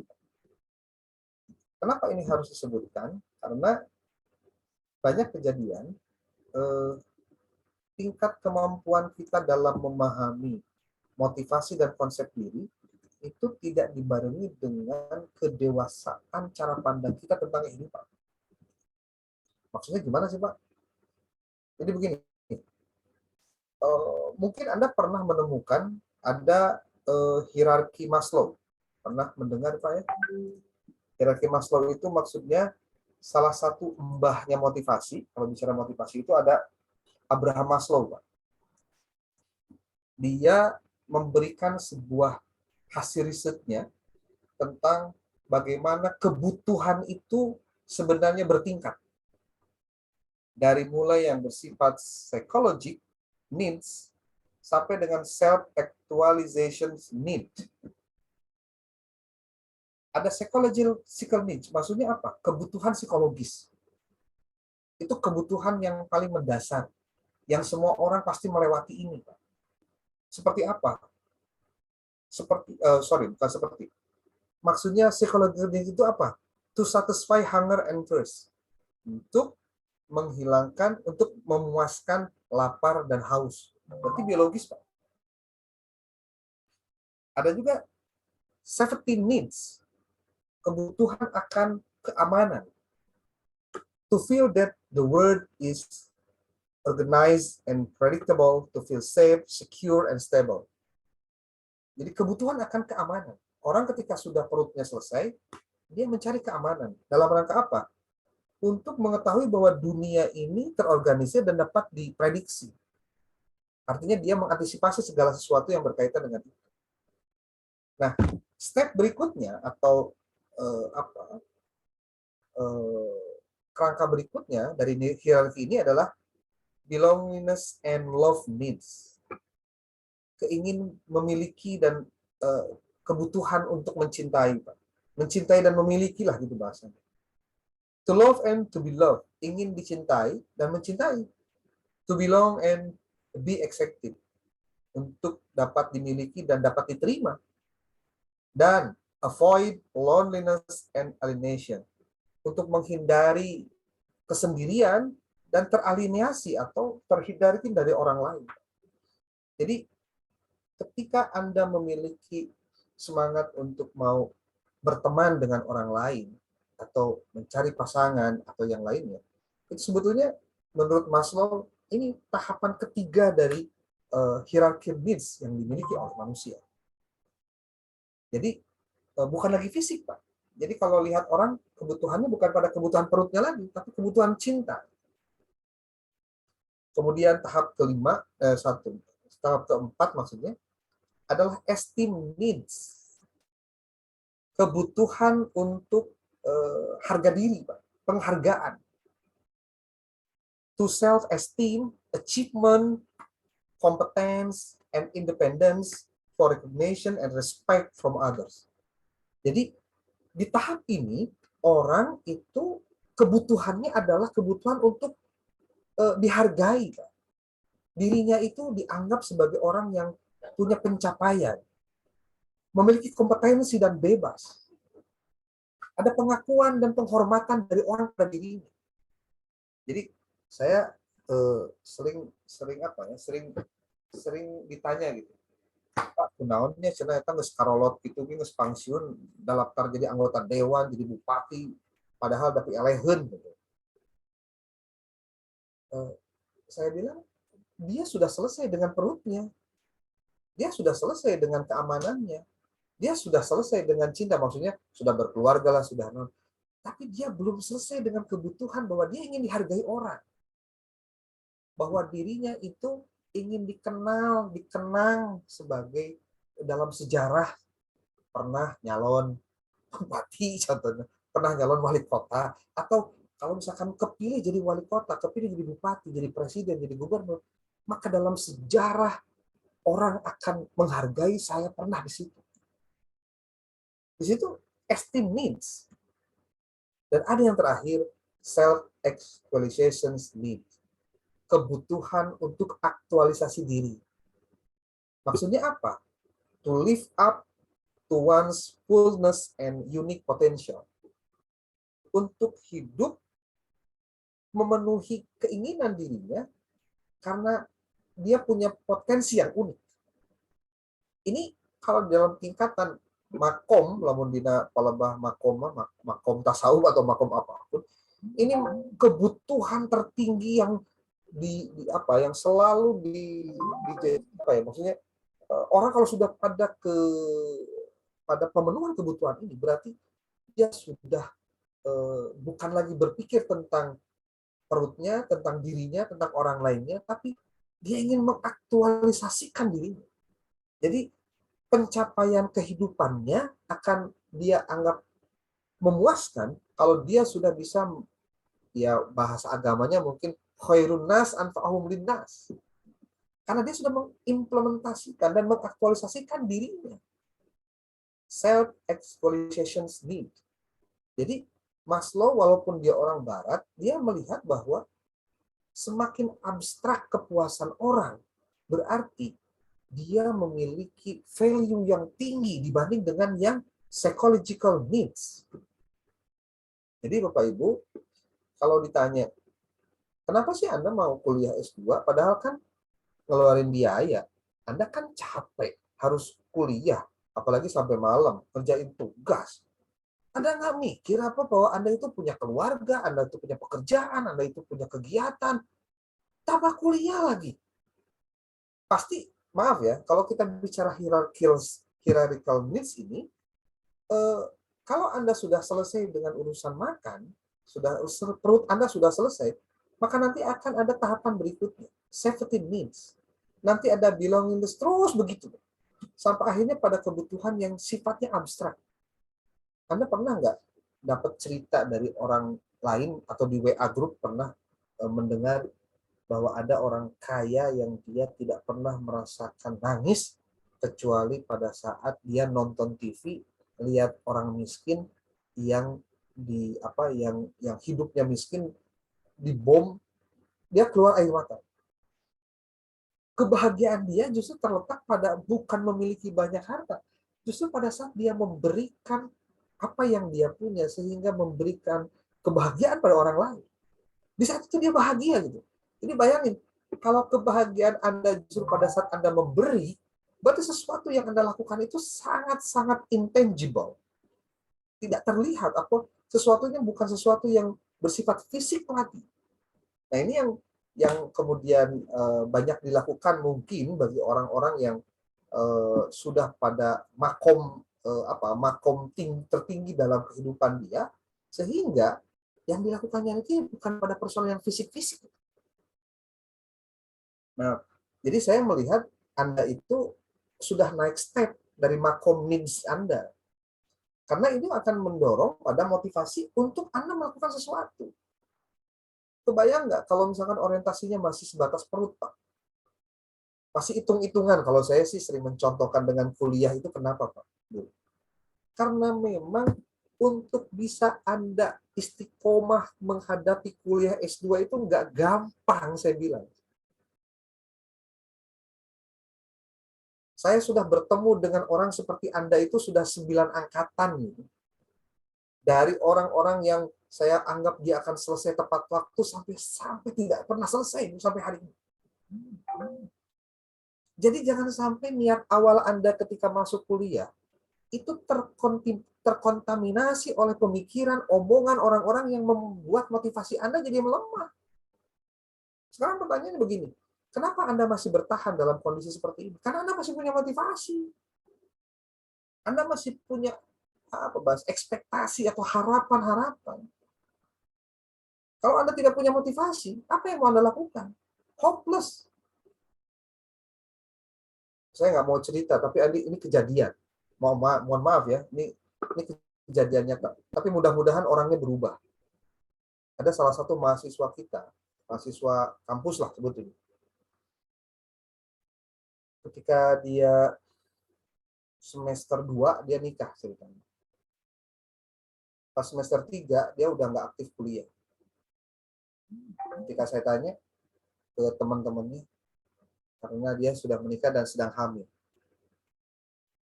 Kemudian dilalahnya, ya sebut saja ini bukan apa-apa, tapi ini kejadiannya. Keguguran. Dia keguguran. Apa yang terjadi kemudian? Dia sama sekali tidak mau lanjutkan kuliah. Dia tidak mau, dia seperti punya kesalahan besar dalam hidup gitu. Karena artinya karena keguguran jadi tidak punya anak. Jadi ketika teman-temannya narik, ayo yuk seminar proposal, ayo judul apa gimana gitu. Dia nggak mau ngomong lagi. Saya mau fokus punya anak dulu lah ini. Memang tidak salah saya bilang, tapi dia seperti sudah tidak punya harapan untuk lanjut. Kenapa? Karena ada sesuatu yang mengguncang dirinya. Yang mengguncang motivasinya. Yang membuat motivasinya jadi drop. Makanya saya selalu mengingatkan terus di mata kuliah ini atau di mata kuliah yang lain ya, hanya untuk pada Anda untuk bisa istiqomah itu kenapa? Karena nggak gampang, saya kasih tahu.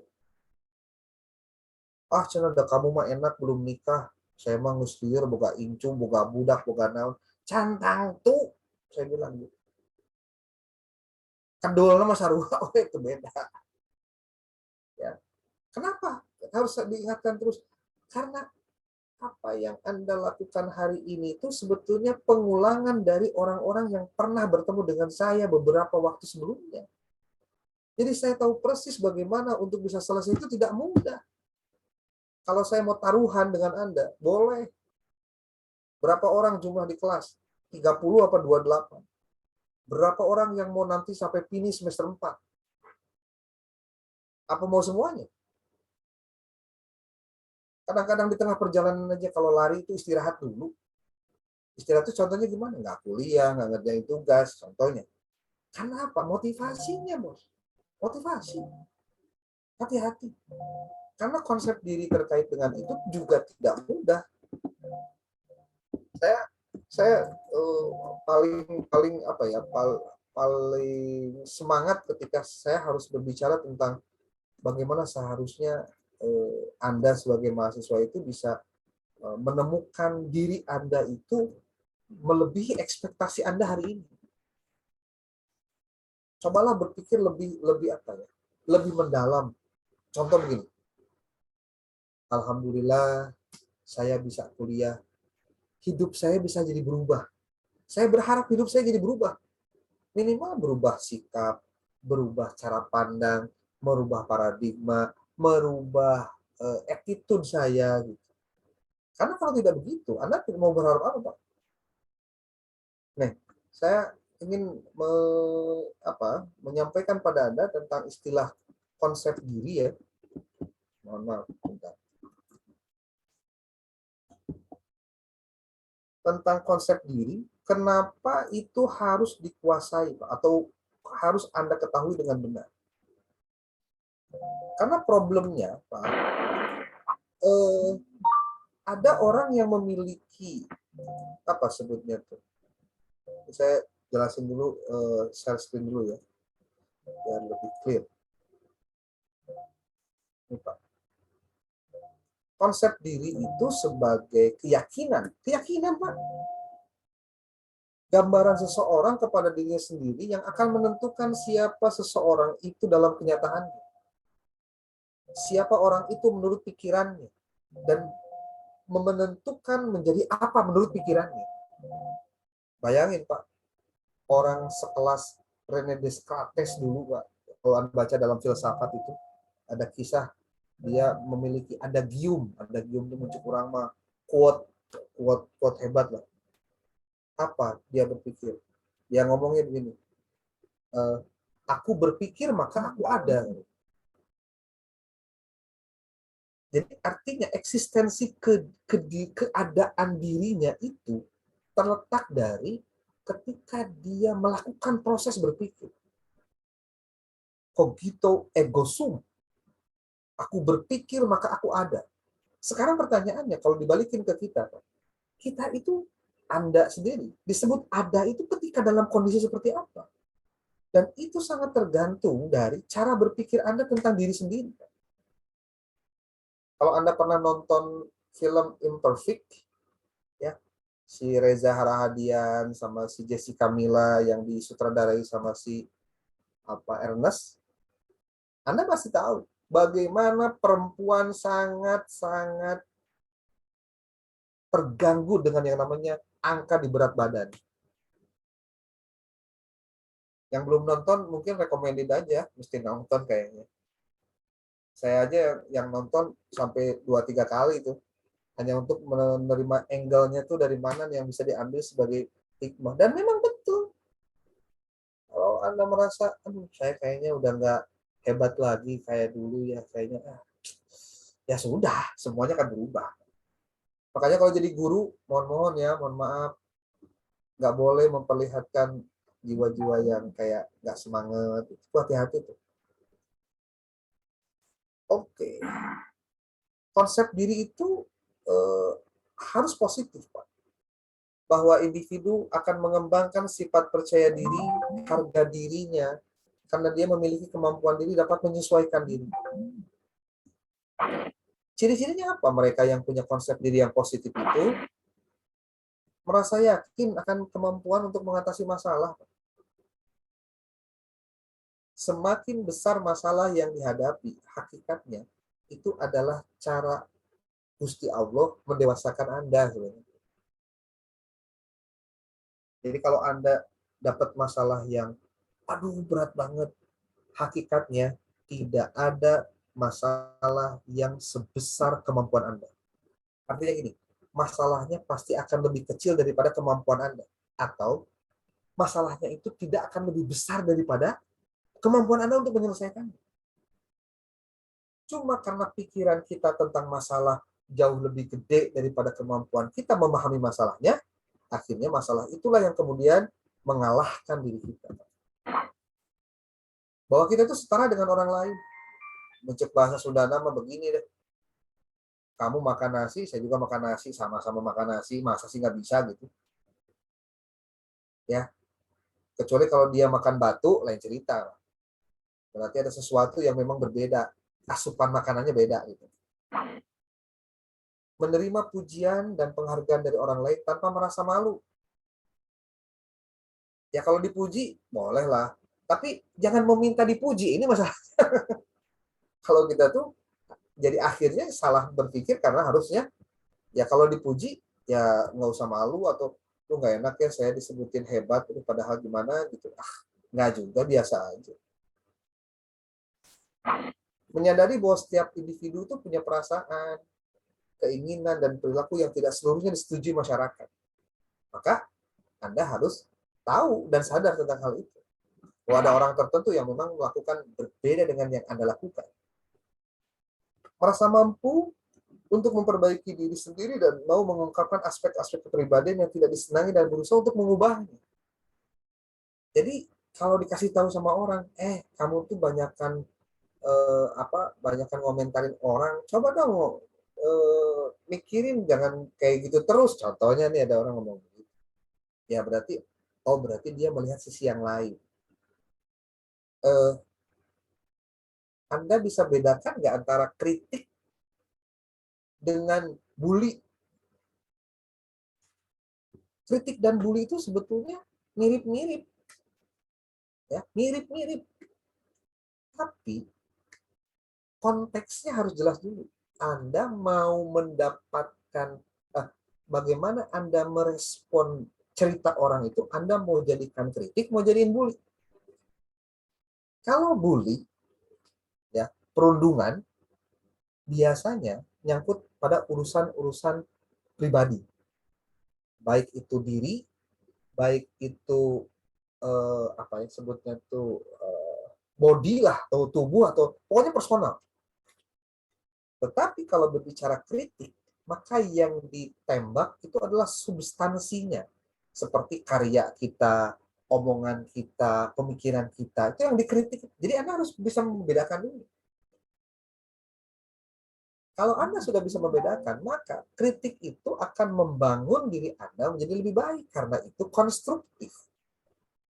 Berbeda dengan bully, biasanya bully akan, karena sifatnya personal, akan membuat diri kita itu merasa jadi underestimate.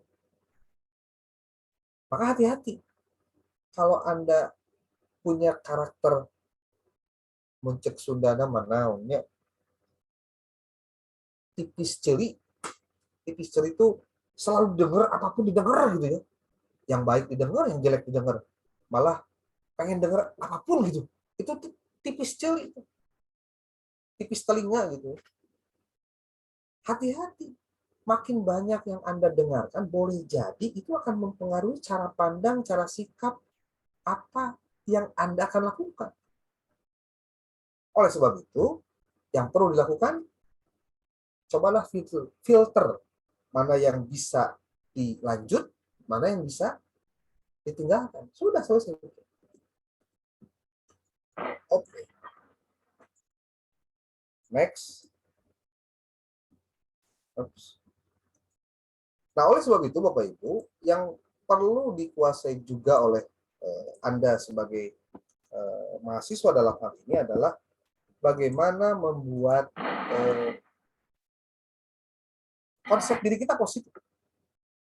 Karena ada juga hal-hal yang terkait dengan konsep diri yang negatif. Saya coba paparkan pada Anda semua di kesempatan ini.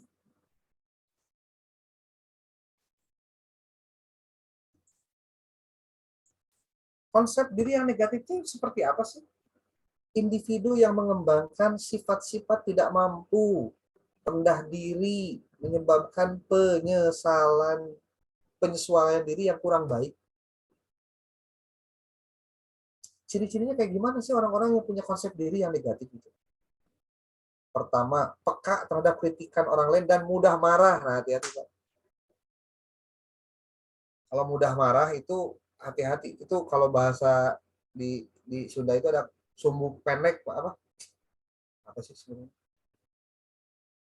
Ya, sumbu pendek lah. Peka itu bagus. Tapi terhadap kritikan hati-hati. Dan jangan terlalu cepat marah juga. Kamu mah bodoh yang gini aja nggak bisa. Ya udah nggak apa-apa. Kamu kan baru tahu bodoh saya sekarang. Udah sih santai aja. Karena kamu disebut bodoh juga tidak akan pernah mengurangi tingkat kredibilitas kamu kok gitu. Ya. Kalau ada orang yang menyebut bodoh sih asik aja. Mana yang kita bisa. Depan mata nanya kita bisa nanyakan orang teh. Gitu ya gitu bisa. Ya. Belajar akhirnya. Ciri konsep negatif kedua adalah responsif sekali terhadap pujian. Walaupun seolah-olah sebetulnya itu menghindari. Ya. Namun antusias banget pada saat pujian itu dilontarin. Jadi maksudnya mah gila pujian lah gitu. Ya. Yang ketiga, tidak bisa menerima dan menghargai kelebihan orang lain. Kalau orang lain tuh hebat dari dirinya, ya dia nggak bisa terima. Maka yang dilakukan adalah gimana? Ngancurin orang lain. Kalau Anda pernah nonton film Three Idiot yang si Salman Khan itu, si Amir Khan, itu ada tuh namanya si Rancho, Pak Rancho, yang di luar itu. Jadi gimana caranya kalau waktu ujian kan di asrama nih ceritanya di asrama. Gimana supaya waktu ujian teman-temannya dapat nilai jelek? Apa ya coba yang dilakukan? Dia beli majalah porno dibagiin ke kamar-kamarnya. Akhirnya mereka nggak mau belajar, nonton, baca terus yang begituan. Iya, Dia yang belajar sendiri. Pernah nonton. Bumaya. Banyak kejadian yang jadi ada orang-orang tertentu yang dia tidak mau orang Film lain. India ya? Iya, film India. Kalau nggak nyambung berarti Anda tergolong orang-orang newbie gitu ya, baru gitu. Jadi belum tahu. Pak Biu langsung melek, Pak Biu. Ya. Konsep diri negatif ciri yang keempat adalah cenderung merasa tidak disenangi dan menganggap orang lain itu sebagai apa? Sebagai saingan. Nanti kalau ketemu mata kuliah saya di inovasi pendidikan, nanti Anda akan temukan konsep the Blue Ocean Strategy. Bahwa sebetulnya dalam konsep kehidupan sekarang itu sebetulnya nggak ada yang disebut persaingan.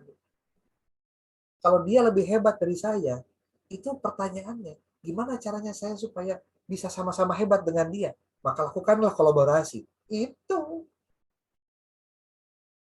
Dan sebetulnya ketika dia hebat, kita pengen hebat, ya hebat di zona masing-masing saja, selesai.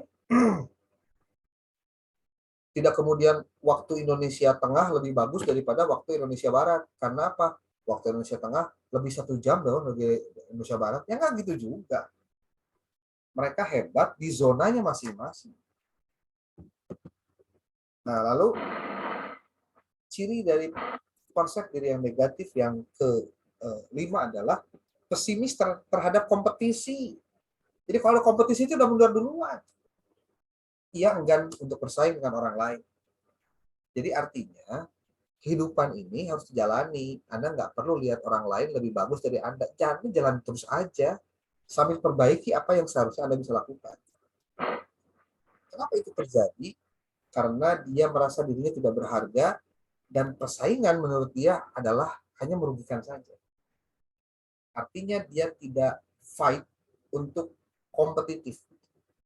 Dan makanya kalau Anda jadi guru, jadi kepala sekolah, saya sarankan cobalah memulai kepada mereka untuk selalu berani tampil di hadapan orang untuk menyajikan kompetensinya.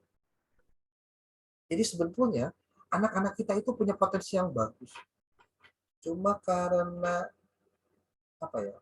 kesempatan mereka untuk tampilnya jarang diberikan, sehingga kesempatan untuk dia perform itu jadi nggak ada. Terus rata-rata guru atau orang tua melihat kesalahan sedikit pertama kali tampil, itu komentarnya pedas banget, sehingga apa? Anaknya jadi langsung merengut gitu, motivasinya jadi rendah. Harusnya gimana? Ketika perform pertama contoh jelek, gagal atau tidak sesuai, Anda tetap apresiasi dia. Karena ini baru yang pertama, yang kedua, yang ketiga, sebutlah 3 kali coba latihan. Kan setiap orang itu tergantung jam terbangnya. Anda aja sekarang ngomong lancar banget, ya iyalah. Kan udah terbiasa ngomong. Makanya bagi mereka yang nggak biasa ngomong, biasain ngomong. Kalau biasa kan rasanya ngomong. Ya. Oke.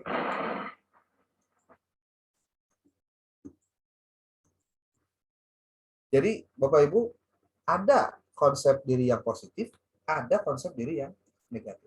Inilah yang kemudian perlu diberikan penjelasan untuk Anda semua dalam rangka mempersiapkan diri menghadapi kenyataan secara psikologis diri kita masing-masing. Saya merasa punya kepentingan menyampaikan ini pada Anda semua. Jangan sampai ada di antara kita yang masih berpikir negatif tentang dirinya. Ingat, kita harus bersyukur dengan kondisi kita hari ini. Di luar kita masih banyak orang-orang yang memiliki banyak kekurangan baik secara fisik ataupun non-fisik yang berbeda dengan kita. Tapi mereka tetap hidup dan bertahan. Jangan-jangan bukan karena Allah tidak berikan kelebihan pada diri kita, tapi karena ketidakmampuan kita menghayati apa yang Allah berikan pada diri ini. Sehingga menganggap segalanya kekurangan, diri orang lain lebih bagus daripada diri kita selalu berpikiran jelek, underestimate. Underestimate itu artinya selalu berpikir yang rendah gitu. Ada superior, ada inferior. Nah, orang-orang itu termasuk inferior. Jangan sampai terjadi konsep diri kita menghadapi kenyataan hidup membuat motivasi kita untuk survive itu menjadi rendah. Sekali lagi, hidup ini sudah masalah.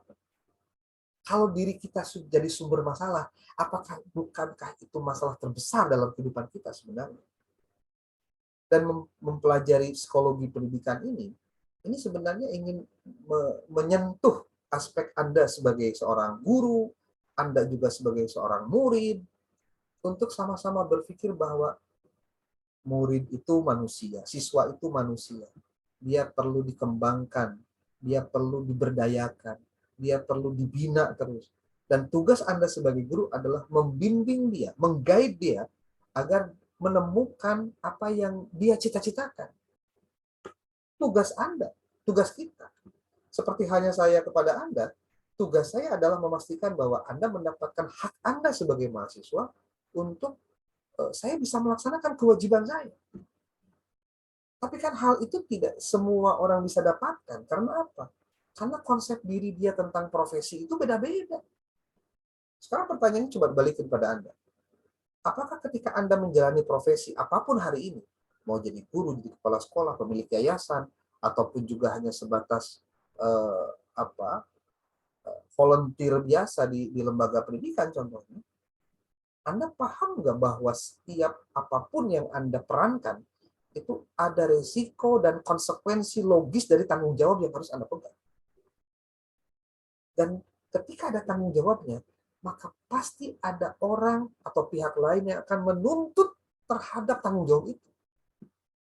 Kalaupun tidak sekarang dituntutnya, jangan-jangan suatu saat nanti ketika itu akan dilakukan.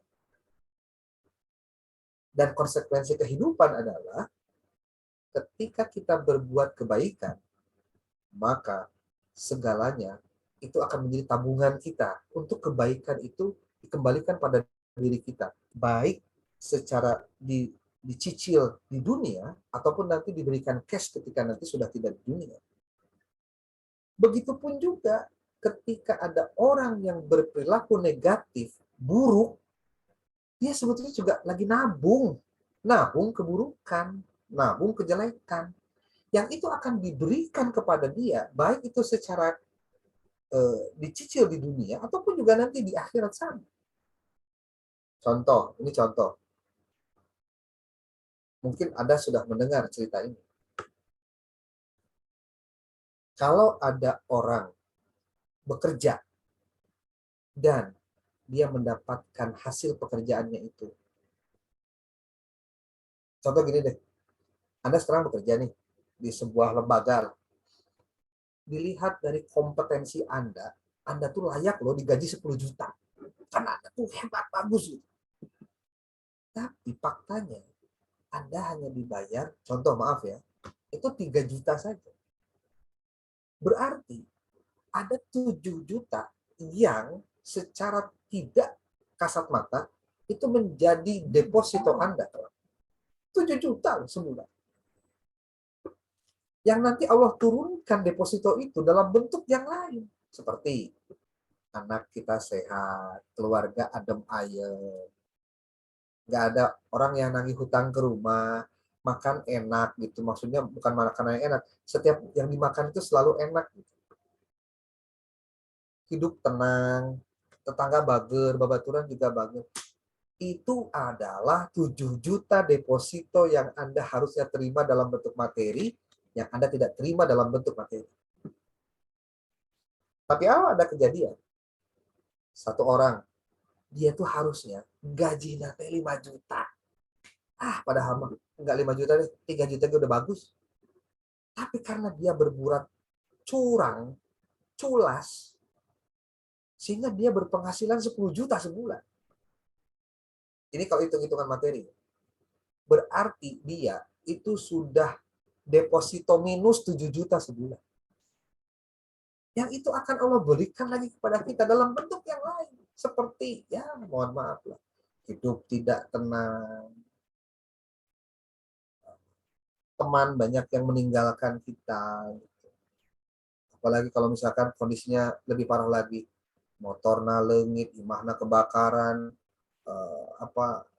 tetangga atau saudaranya masuk penjara, ribet ya. Dalam rangka apa memahamkan ini pada Anda semua?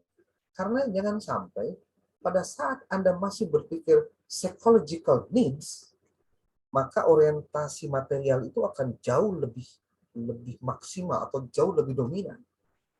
Sehingga apa? Membuat citra diri Anda itu menjadi rendah juga. Value Anda sebagai manusia itu menjadi rendah hanya gara-gara cara berpikirnya tidak bertambah pada nilai.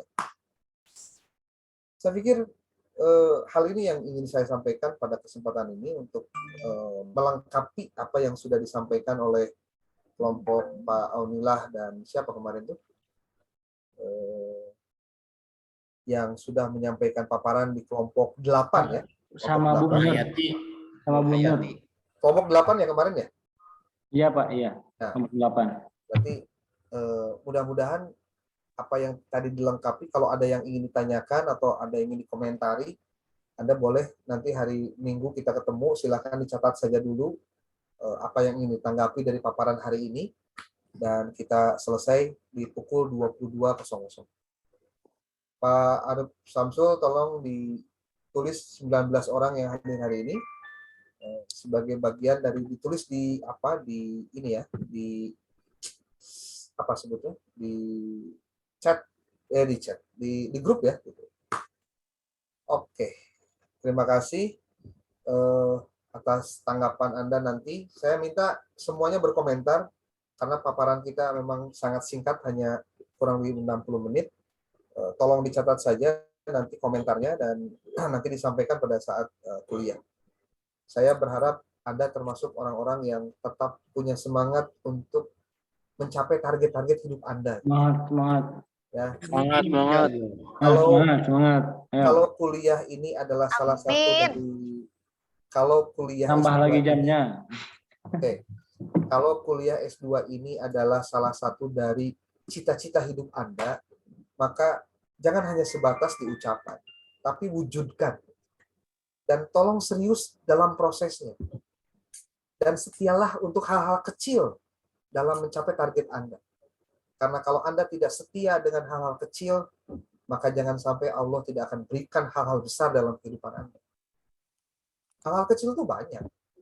Dan kebanyakan orang abai dengan hal-hal kecil itu.